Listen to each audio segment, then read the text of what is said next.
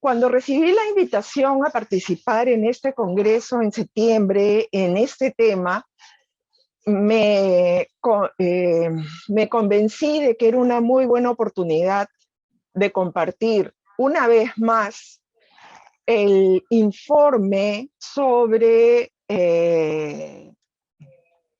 que preparamos la Comisión para el Desarrollo Minero Sostenible que tuve el honor de presidir entre septiembre de 2019 y febrero de 2020.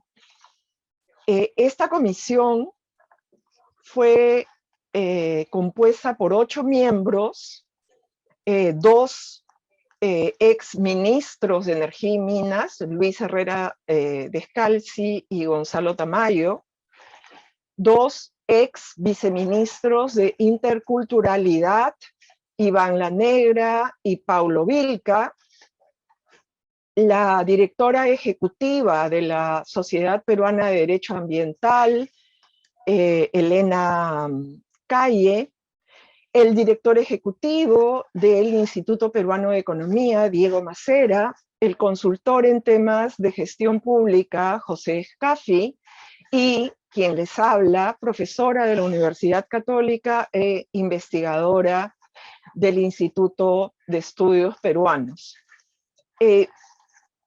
Este equipo claramente es un equipo que viene con diferente bagaje, diferentes preocupaciones, y que logramos ponernos de acuerdo luego de 4 meses de arduo trabajo en un conjunto de recomendaciones para que la minería en el Perú pueda ser más consistente con objetivos de sostenibilidad. Y objetivos de sostenibilidad que comprenden la sostenibilidad en sus 3 dimensiones. Su dimensión ambiental, su dimensión económica y, por supuesto, la dimensión social. ¿Cuáles serán los objetivos de la comisión? Afianzar la sostenibilidad de las actividades mineras y para ello fortalecer la competitividad, porque no tenemos manera de competir internacionalmente a menos que podamos ofrecer un entorno razonable para las inversiones.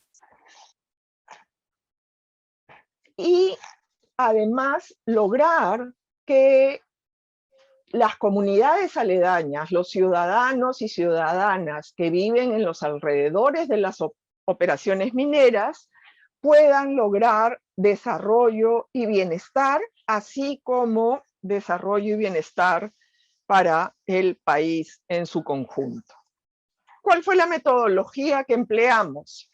Empleamos una metodología participativa, donde cada uno de nosotros trajo y ofreció su conocimiento y sostuvimos reuniones con diversos stakeholders, entrevistas y además trabajo de gabinete. Nos reunimos con entidades públicas, empresas, universidades, centros de investigación académica, organismos no gubernamentales, embajadas y cámaras de comercio binacionales, así como la ciudadanía. Organizamos nuestro trabajo en 5 ejes temáticos, con el liderazgo, cada eje temático con el liderazgo de algunos de los comisionados. Nuestro primer eje temático fue el de entorno social, que tenía que cubrir, comprender, aprender los temas de ciudadanía, diversidad y territorio. En segundo lugar, la gestión ambiental. En tercer lugar, la mejora regulatoria, porque nuestro país es conocido por tener una maraña de normas y donde no están claras los ámbitos y las fronteras de la competencia y de la responsabilidad de las diversas organizaciones públicas. Cuarto, el aporte fiscal y el uso de los recursos mineros. Y en quinto lugar, los temas alrededor de la minería informal y la minería ilegal. Para cada eje, hicimos un diagnóstico de la problemática central, identificamos causas, identificamos las consecuencias e hicimos un conjunto de alternativas de solución. Recomendaciones que, al mismo tiempo de ser ambiciosas, sean factibles de implementar. Sobre la base de qué supuestos críticos comenzamos nuestro trabajo, definimos nuestro trabajo en la comisión. Y acá quiero agregar un tema que a veces recibimos preguntas al respecto. Esta comisión trabajó de manera honorem, no tuvimos ninguna remuneración de ningún tipo por nuestro trabajo. ¿Cuáles fueron estos supuestos críticos? El primero, y este es un dato de la realidad, de las cuentas macroeconómicas que podemos ver y que publica el Banco Central de Reserva y que se encuentran en el marco macroeconómico multianual todos los años, es la inversión minera es crucial para la economía, la reducción de la pobreza y el cierre de brechas sociales. Segundo, los conflictos sociales son un riesgo latente para el desarrollo del potencial minero. Resumo en la espera de que me dejen entrar al otro enlace.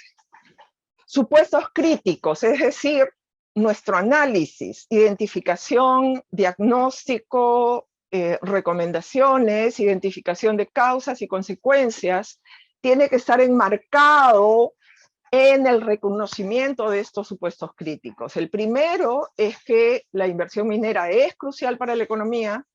Segundo, que los conflictos sociales son un riesgo latente para el desarrollo del potencial minero.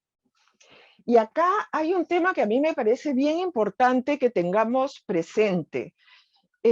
Así como Perú tiene las 83 zonas de vida de las 100 y tantas identificadas por Holdrich, el científico que promovió esta metodología de zonas de vida, y por lo tanto Perú como país es un lugar único en el planeta respecto de la biodiversidad y el endemismo.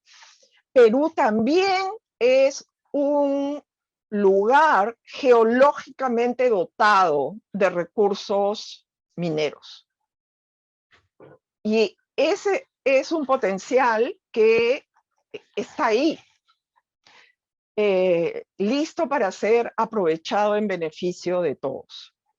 Tercero, la minería puede ser una palanca del desarrollo de los territorios donde opera.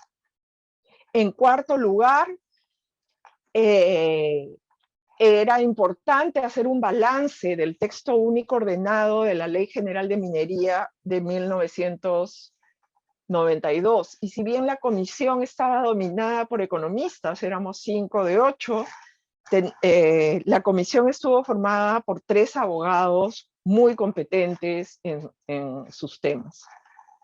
Finalmente, tenemos un entorno, un marco institucional que incluye la descentralización, competencias de los gobiernos subnacionales y nuevas agencias encargadas de nuevas responsabilidades que tienen injerencia sobre la actividad minera, como el SENACE y OEFA. En 1990 tuvimos 7 entidades que tenían que ver. Hoy tenemos 29 instituciones encargadas de proteger derechos fundamentales, ambientales, sociales y laborales, ¿no? Solo haber pasado de 7 a 29 en 30 años nos tiene que dar una idea de la presión sobre los costos de coordinación para el desarrollo de las actividades mineras.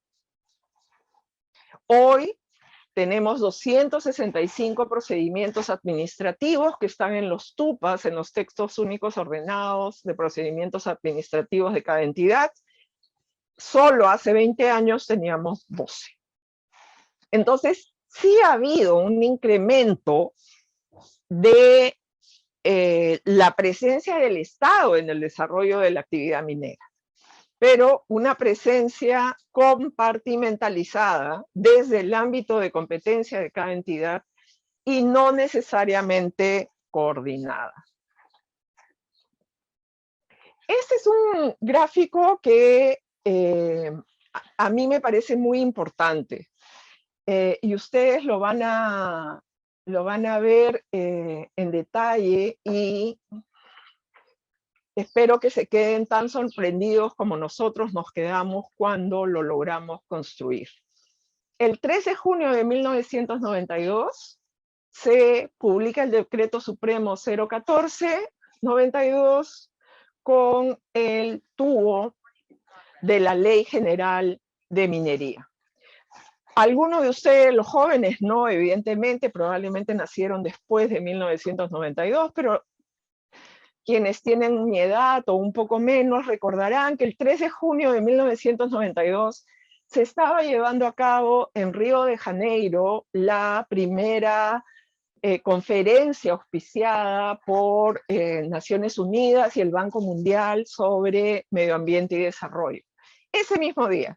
Pero el 3 de junio de 1992 fue, todavía estamos, y por eso creo que fue solo un decreto supremo, era una fecha por casi 2 meses después del 5 de abril.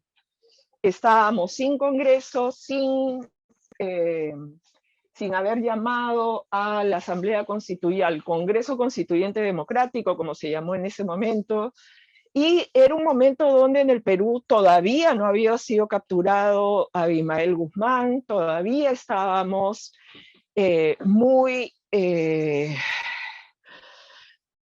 con poco optimismo respecto del futuro de nuestro país y donde necesitábamos recursos públicos. Todavía no se había modernizado o creado la SUNAT como la entendemos ahora.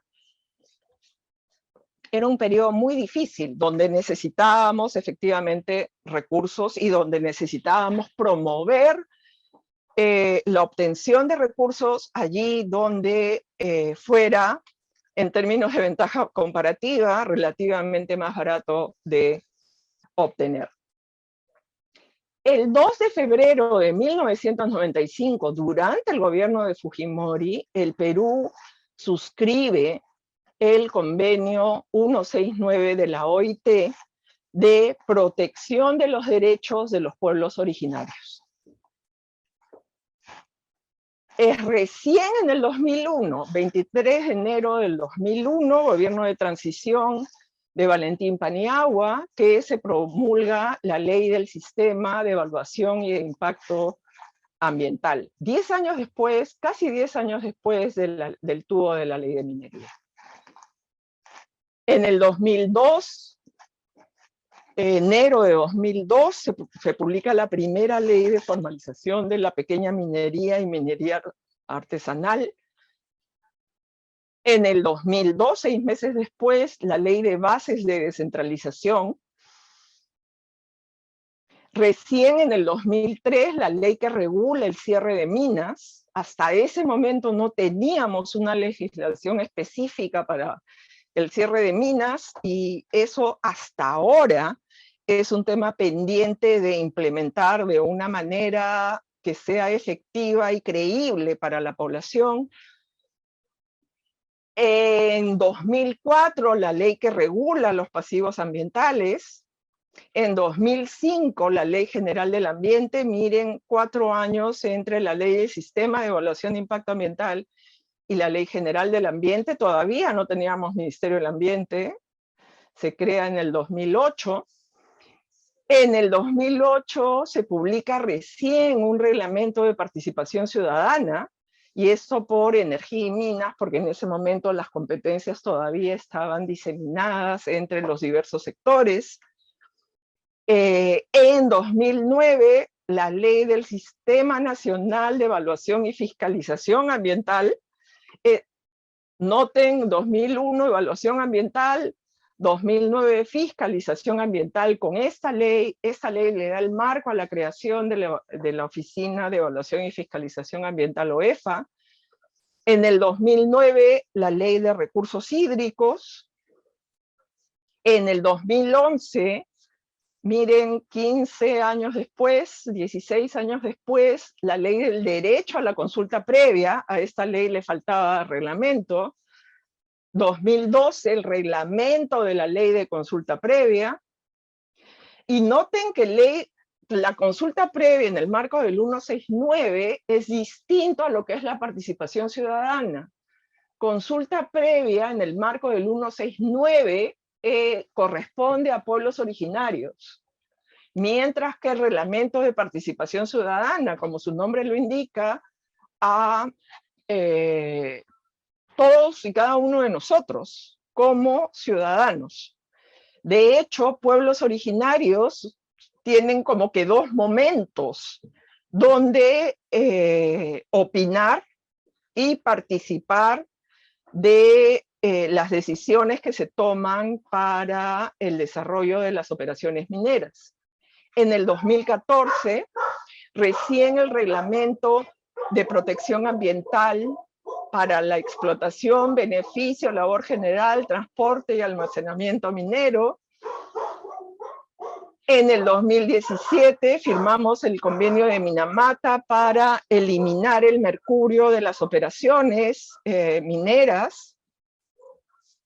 Noten, cada vez que tenemos un convenio, los temas de implementación, si bien ya tenemos una obligación, establecemos una obligación, pero su implementación toma tiempo. 2017, recién el reglamento de protección ambiental para la exploración minera.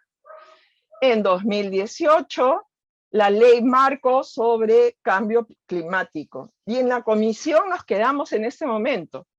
Entonces, miren ustedes sobre una ley de minería muy promotora, cómo hemos sido como país creando, incluyendo, fortaleciendo las dimensiones de protección ambiental y social alrededor de la minería. Y digo por segunda vez, y sostenemos en el marco del informe de la comisión, sin la necesaria coordinación entre entidades o procedimientos. La visión del sector que tomamos en la comisión fue aquella propuesta por el grupo RIMAY, que ha hecho una propuesta sobre visión de la minería en el Perú al 2030,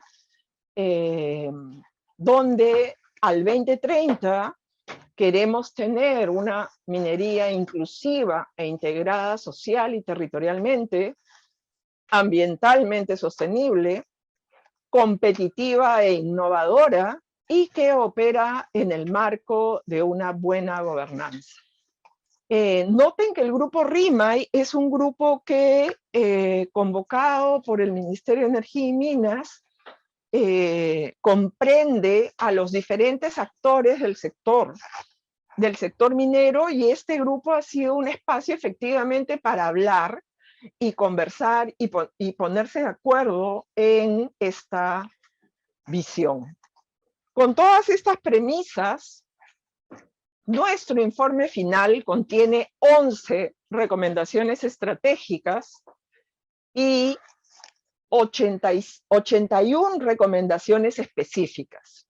20 del entorno social, 31 del entorno ambiental, 7 sobre mejora regulatoria, 12 sobre el uso de los recursos de canon, etcétera, y 11 alrededor de la minería de pequeña escala, que comprende minería de pequeña escala, minería informal, minería ilegal. El trabajo fue arduo y lo que paso a compartir con ustedes es el contenido de las 11 recomendaciones estratégicas. Y la primera corresponde a un tema que últimamente hemos venido conversando, ha estado de diversas maneras en las noticias, y que es que a pesar de su importancia económica, no tenemos una política de Estado sobre el desarrollo del sector minero.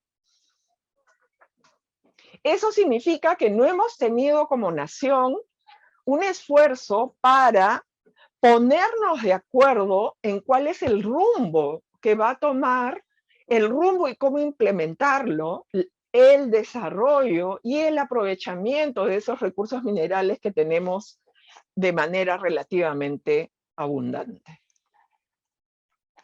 Entonces, concretamente, propusimos continuar el esfuerzo del grupo RIMAY y formular una política de Estado y que las propuestas de la comisión sirvan como primer borrador sobre el cual comenzar esa discusión.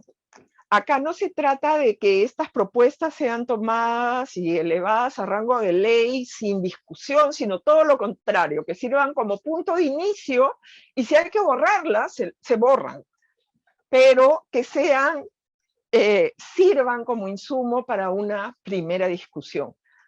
Acá quiero destacar que durante el gobierno de transición y emergencia liderado por el presidente Sagasti, se inició el trabajo por parte del Ministerio de Energía y Minas de formular una política nacional en el marco del procedimiento que sigue el CEPLAN para la formulación de políticas nacionales. Ese esfuerzo comenzó y se llegó a completar el primer paso, que en la metodología del CEPLAN se conoce como el análisis de pertinencia de esta política. Hubo varias reuniones, se tomó discusión con el espacio convocado en RIMAY, participaron diversos funcionarios públicos. Podría ser el momento de retomar este esfuerzo para poder tener una política de Estado sobre la minería. Esa es la primera recomendación estratégica de la Comisión. La segunda recomendación estratégica es que tenemos que cambiar nuestra visión del desarrollo hacia una visión de desarrollo territorial. Y acá cada uno de nosotros tiene una manera de comprender el desarrollo territorial que no es necesariamente la manera que está siendo propuesta por la Comisión. Hay personas que entienden ya desarrollo territorial, vamos a un sitio y nos ponemos, vemos qué está pasando en ese particular punto del georreferenciado, latitud, longitud, tal cual, mismo identificación de epicentro de sismo. La visión territorial del desarrollo va un poquito más allá. ¿Por qué? Porque queremos, en todo caso, proponemos como comisión un nuevo enfoque que esté orientado a satisfacer las necesidades de cada región, provincia, distrito, cuenca, perdón, y cerrar lo que se llaman las brechas de todas las regiones. Segundo, propusimos una acción concreta, que es un proyecto piloto que promueva el desarrollo sostenible, diversificación productiva, reduzca vulnerabilidad al cambio climático y mejore la gobernanza del territorio. ¿Qué es esto de gobernanza? La manera como los actores que tienen que ver con desarrollar su vida en un determinado espacio se ponen de acuerdo para poder conciliar intereses, y no los intereses climatísticos, sino los intereses de mejora de la calidad de vida para todos. La visión territorial del desarrollo también incluye una distribución una mejor distribución del canon y compensar las desigualdades entre regiones, provincias, distritos y comunidades. Además, y frente a un pedido realizado en las diversas reuniones, la trazabilidad del canon y además poder juzgar la efectividad de la distribución del canon alrededor de metas e indicadores para el cierre de brechas en todos los centros poblados de cada región. Segunda recomendación estratégica. Tercera recomendación, sobre la base de un dato que es conocido para quienes se desarrollan en el sector minero, que es prácticamente de cada 100 iniciativas de exploración, una termina resultando en un proyecto que efectivamente se convierte en motor de la economía por un tiempo. Entonces, la comisión propuso un nuevo modelo para incentivar la exploración. Primero, diseñando procedimientos e instrumentos adaptados a tiempo razonable y con relativamente bajos niveles de impacto. Reglas, además, que sean fácilmente comprendidas por comunidades, empresas y Estado. Cambios en la gestión y mejorando la coordinación entre las entidades responsables y protegiendo los derechos de las comunidades y facilitando la generación de acuerdos sostenibles. En pocas palabras o en palabras sencillas, es involucrar a la ciudadanía temprano en los proyectos, de tal modo que no se les pida, no se les ponga en conocimiento una vez que el proyecto ya ha pasado por todas las fases de aprobaciones a nivel privado, sino en el nuevo modelo de desarrollo territorial tenemos que incluir a la operación minera desde temprano como actor del desarrollo local. Y eso significa incluir también a los ciudadanos y ciudadanas de las localidades en la toma de decisiones de cómo hacer las cosas y al Estado como líder en los procedimientos y en la manera de obtener información. Y esto se vincula con la cuarta propuesta de una evaluación ambiental temprana y colaborativa.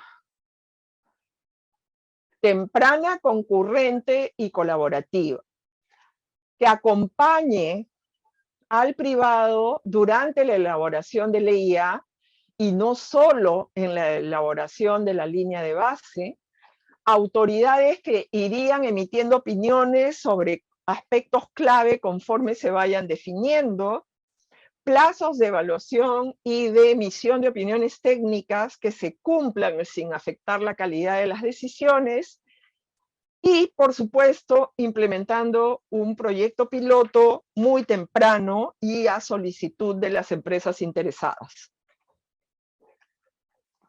Finalmente, en el medio. Este es un tema que es muy importante para recuperar la credibilidad que debe tener el Estado, credibilidad y liderazgo en la protección y restauración del ambiente. Implementar medidas de fiscalización basados en el desempeño de las empresas mineras, ampliar un conjunto de mecanismos para verificar el cumplimiento de obligaciones, incluyendo herramientas tecnológicas, reduciendo así la necesidad de fiscalizaciones in situ, ¿no? Con todo lo que esto significa. fiscalizar áreas aledañas y enfatizando el desempeño de los ecosistemas. Junto con estas medidas se incluye el trato de los pasivos mineros en una urgencia de priorizar y que la empresa Activos Mineros pueda rápidamente poner manos a la obra en atender pasivos de mayor riesgo y que una parte de los recursos del canon se vayan a activos mineros para que tengan los recursos y solucionar estos pasivos.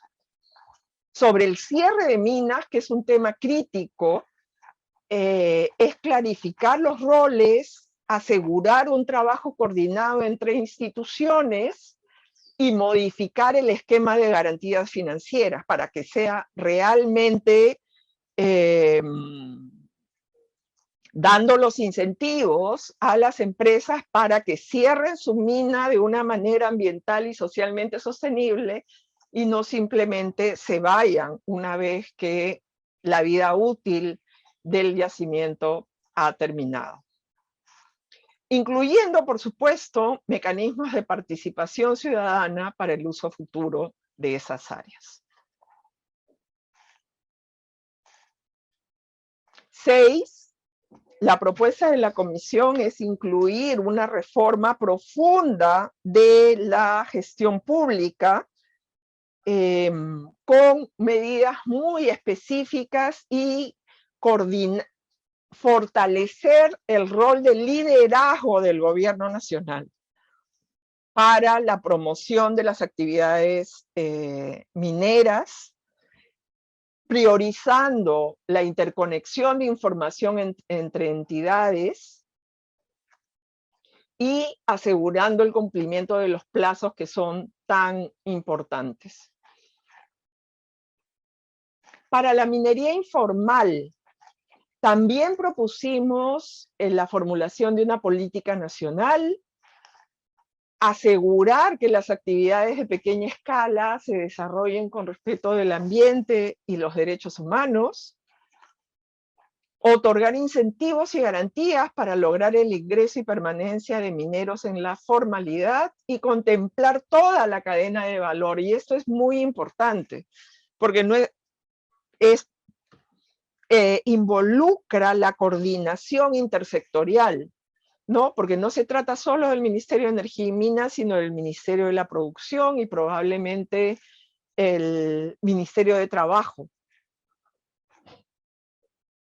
Sobre la minería ilegal, una definición clara y permanente de las actividades mineras ilegales, controlar la comercialización del oro y sus insumos y fortalecer los temas de inteligencia de la Policía Nacional y la Administración de Justicia, tributación e inteligencia financiera. La 9ª recomendación estratégica es fortalecer todos los mecanismos de transparencia. El Perú solía ser uno de los líderes en la implementación de esta iniciativa de transparencia y en los últimos años lo perdimos. De hecho, nos demoramos mucho en publicar los informes y eso nos hace perder competitividad. Ciudadanía y pueblos indígenas. La propuesta de la Comisión fue diseñar mecanismos de participación efectivos y significativos. De alguna manera, esto se relaciona con una evaluación ambiental temprana y participativa.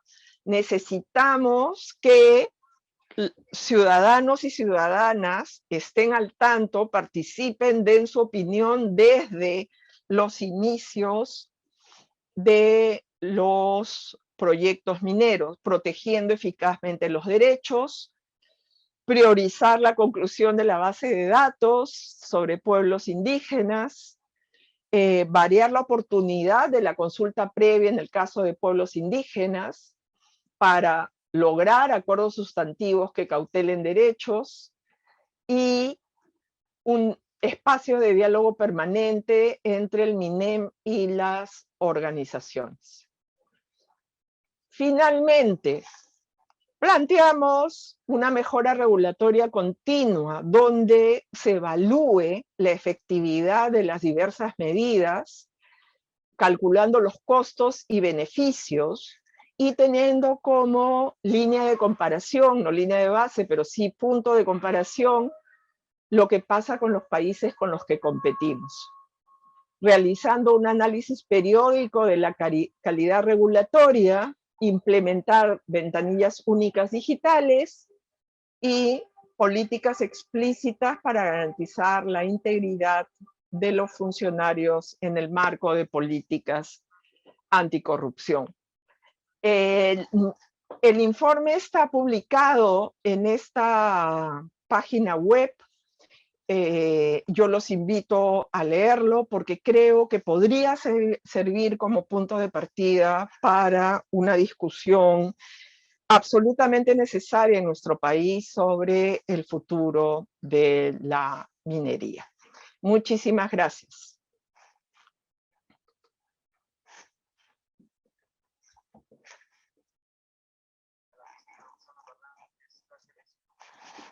Vamos a pedir algunas preguntas para el público y también a las personas que nos siguen por las redes sociales. Se pueden hacer sus preguntas y hacer.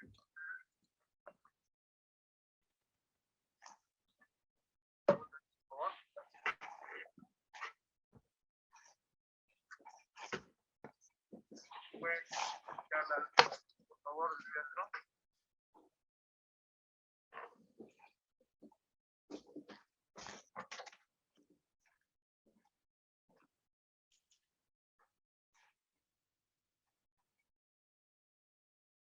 ¿Hay alguna pregunta, por favor, acá en el público?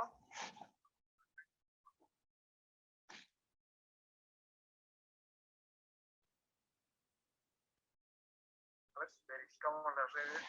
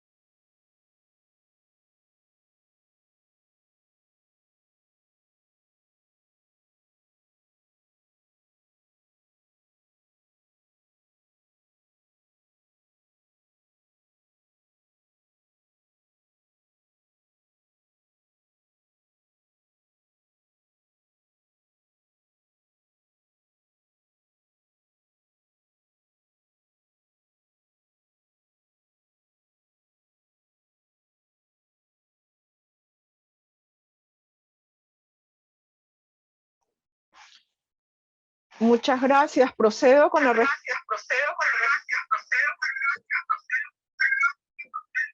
¿Sí?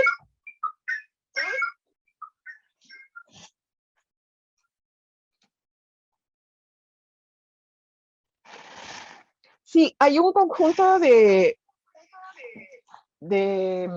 recomendaciones que se puede hacer con el tema de la minería informal, porque mucho de la minería informal tiene que ver con operaciones de pequeña escala y de baja productividad. Entonces, operaciones de relativa pequeña escala y de baja productividad generalmente no generan los excedentes que son requeridos para poder invertir en todos estos bienes que son necesarios, bienes y servicios que son necesarios para desarrollar una minería sostenible.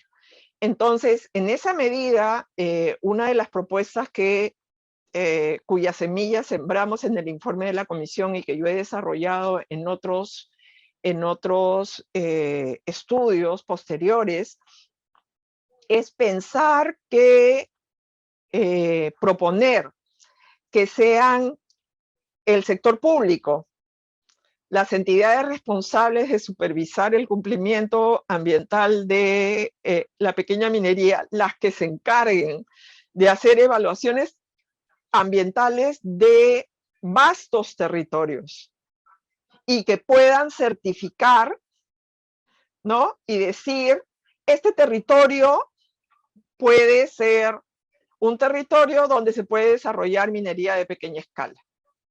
Y yo me voy a encargar de hacer la supervisión, hacer la fiscalización de que cada uno pueda cumplir con sus obligaciones, sin tener que exigir a cada unidad productiva que genere esos estudios, que son caros, que toman tiempo y que, como dije hace un ratito, requieren una producción previa de excedentes para que puedan ser llevados a cabo.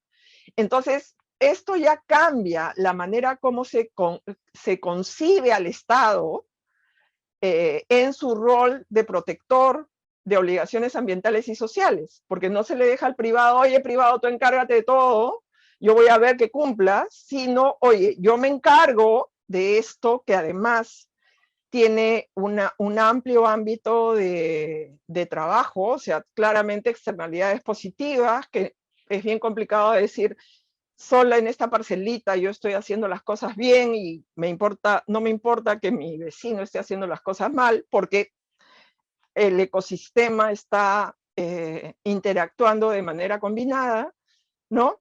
Es una nueva manera de ver y podría ayudar a la formalización.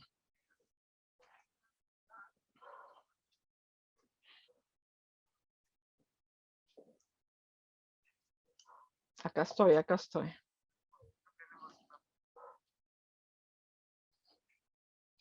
Felicitarle, expositora.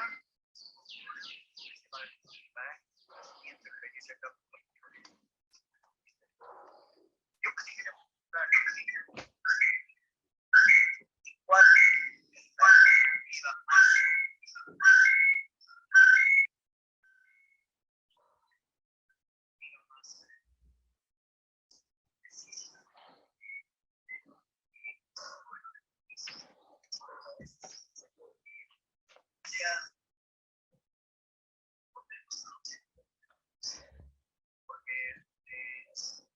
Perdón, no estoy escuchando, si puede acercar su micro.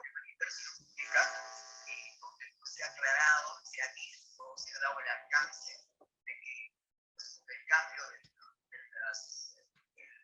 la normatividad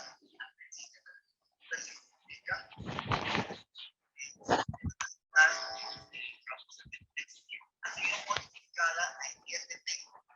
Y entonces, facilita a las mineras, a las funciones mineras, para que se obvie esa parte ambiental.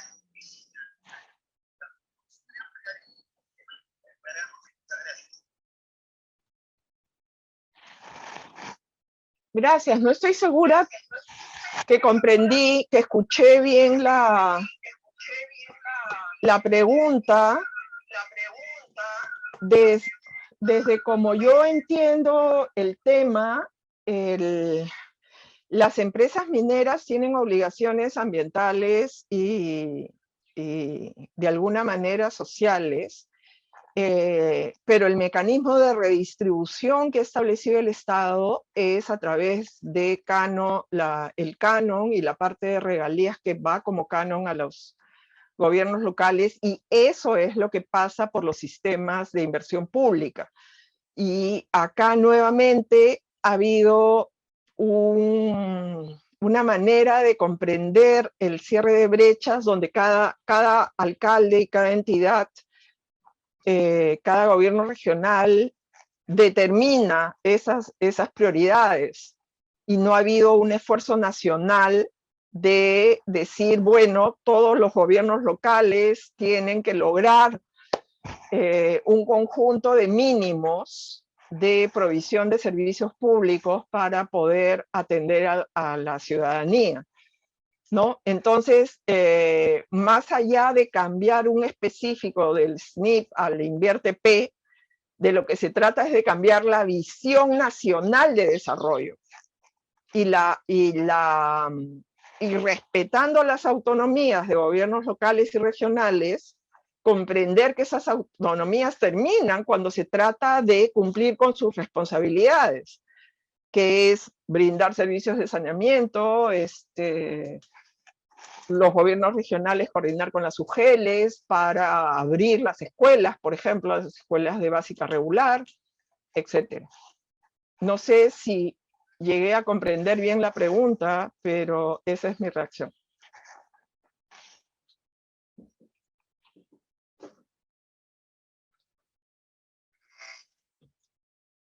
¿Vale? Más que una pregunta, es una, digamos, complementar lo que respondió la doctora. Es que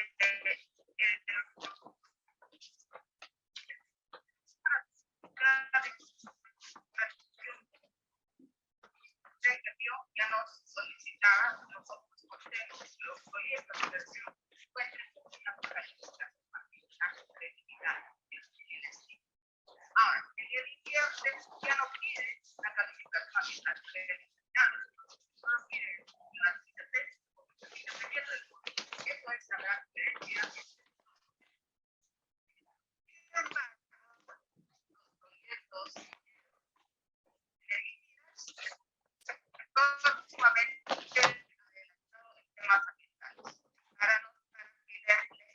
De la explotación de cualquier recurso minero, de desarrollo, esto tiene que contar con certificación ambiental.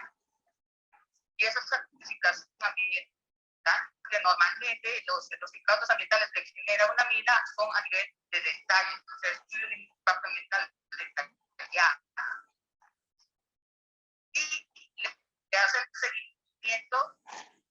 Son los pasivos ambientales que podría generar estas minas. Y en ese sentido, las minas a nivel formal sí cumplen con temas ambientales, o sea, con la certificación ambiental.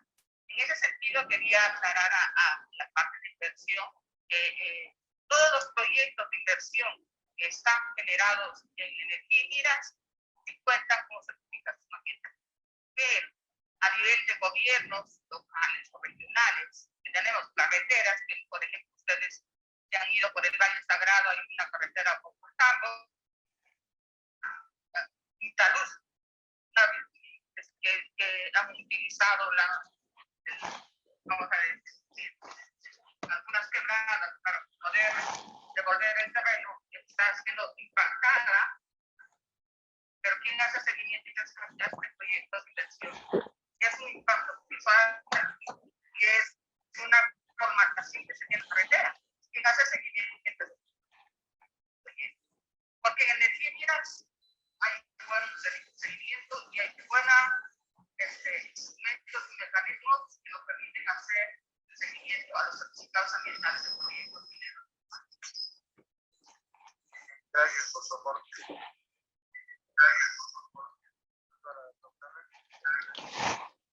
Sí, claro, claro, le agradezco mucho la aclaración, ¿no? Para la discusión.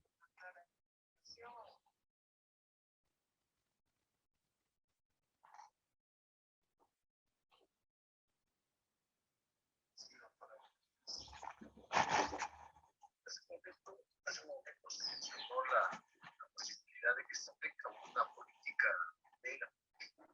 Digamos, y usted mencionó también la posibilidad de establecer de que los recursos que se generan de mercado, minería, tengan el cumplimiento de unos estándares mínimos a lo que se refiere, por ejemplo, a su uso en salud, educación, otros temas que podrían ser prioritarios para cada una de sus comunidades. La aplicación de una medida de este tipo no sería tomada como nuevamente el centralismo al cual se critica mucho y no generaría también conflictos sociales.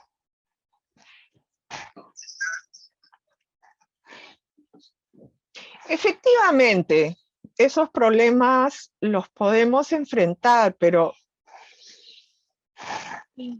al mismo tiempo uno se pone, o sea, si uno hace una suma de todos los recursos que han pasado a gobiernos locales y regionales por concepto de canon y todas las brechas de provisión de servicios públicos, o sea, estoy hablando de educación, de salud, de agua y saneamiento, que son responsabilidad de los gobiernos locales y regionales dentro de sus ámbitos de competencia, etcétera,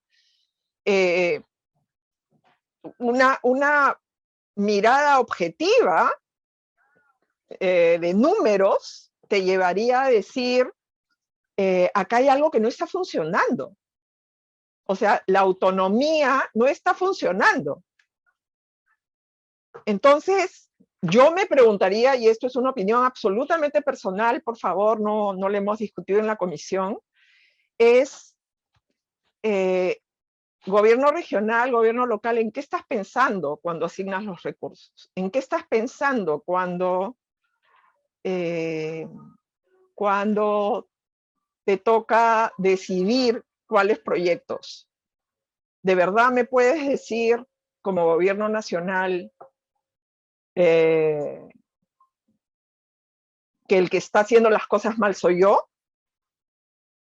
¿Quién está haciendo las cosas de una manera deficiente? Entonces sí, efectivamente, cualquier iniciativa en el sentido que yo estaba comentando es una iniciativa que va a generar por lo menos discusión, ¿no? Sino otro tipo de rechazos.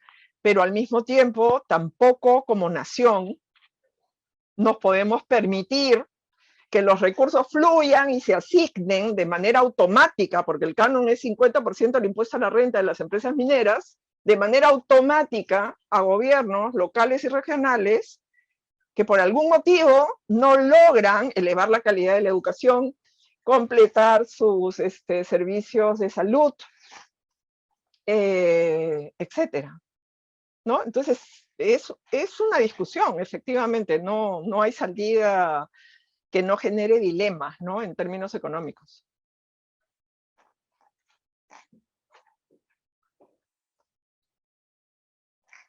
¿Tendríamos otra pregunta? Sí, tenemos una pregunta de las redes sociales. ¿Es solución pasivos ambientales?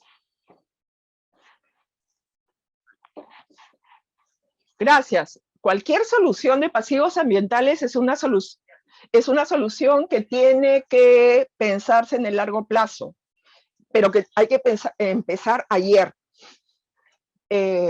Tenemos casi 8.000 pasivos, algunos de mayor gravedad que otros. Tenemos una entidad responsable, pero esta entidad no tiene los recursos suficientes.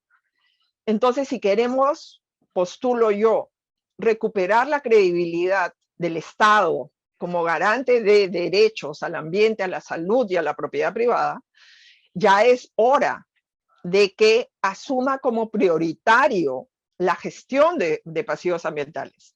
Y conversando o sea, si ustedes conversan con ingenieros de minas, etcétera, hay diversas maneras, diversas tecnologías. El tema es poner la prioridad y los recursos. No podemos pretender continuar avanzando con el desarrollo de actividades mineras para los cuales tenemos una ventaja comparativa particular y positiva para el Perú, sin atender al mismo tiempo los temas de los casi 8.000 pasivos que tenemos pendientes. Hay entidad, faltan recursos.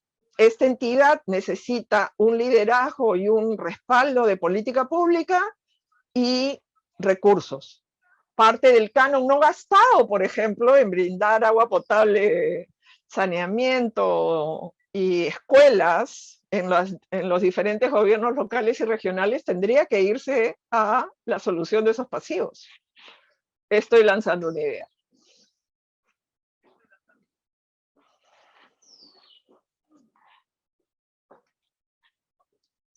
Cuando no me ven es que me voy a escuchar las preguntas, ¿eh?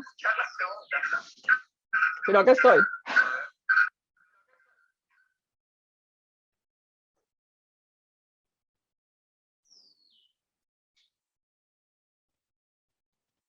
Uy, nos quedamos congelados, los perdí.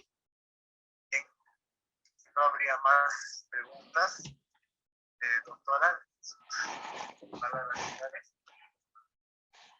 Nuevamente, darle las gracias. Gracias a todos, a quienes han estado presentes en el auditorio, a quienes han estado conectados, a quienes formularon preguntas y, por supuesto, al Colegio de Economistas del Cusco por esta cordial invitación y nuevamente lamentar que no haya podido participar en vivo y en directo, que es diferente que estar desde lejos, pero por suerte esta modalidad nos ha permitido estar en contacto. Muchísimas gracias.